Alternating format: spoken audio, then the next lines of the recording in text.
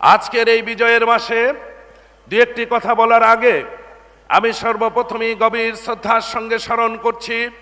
আমাদের এই বিজয়ের মহামানব, বিজয়ের মহানায়ক, হাজারো বছরের বাঙালি জাতির কাঙ্ক্ষিত মহামানব, সর্বকালের সর্বশ্রেষ্ঠ বাঙালি,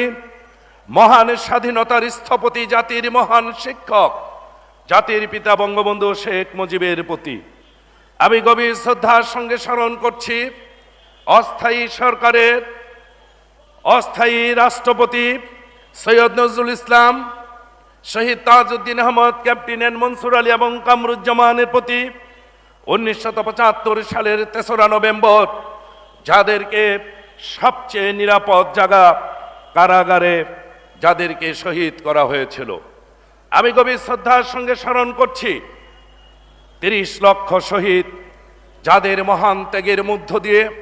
আমরা একটি মুক্ত স্বাধীন দেশ উপহার পেয়েছি। আমি শ্রদ্ধা নিবেদন করছি সেই 2,86,000 মা বোন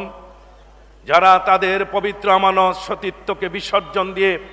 আমাদেরকে একটি মুক্ত স্বাধীন দেশ উপহার দিয়েছেন। আমি শ্রদ্ধার সঙ্গে স্মরণ করছি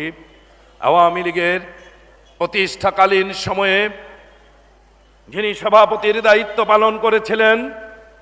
যার অনেক স্মৃতি এই টাঙ্গাইলের মাটিতে রয়েছে, মজলুম জননেতা মাওলানা আব্দুল হামিদ খান ভাসানী। আমি শ্রদ্ধাভরে স্মরণ করছি আওয়ামী লীগের প্রতিষ্ঠাকালীন সাধারণ সম্পাদক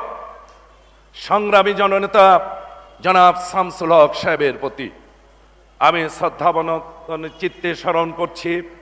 মহান মুক্তিযুদ্ধের নেতৃত্ব দানকারী আরেক বীর পুরুষ, এই টাঙ্গাইলেরই সন্তান জনাব আব্দুল মান্নান সহ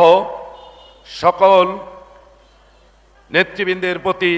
যারা আমাদের কাছ থেকে গত হয়েছেন তাদের প্রতি শ্রদ্ধা নিবেদন করে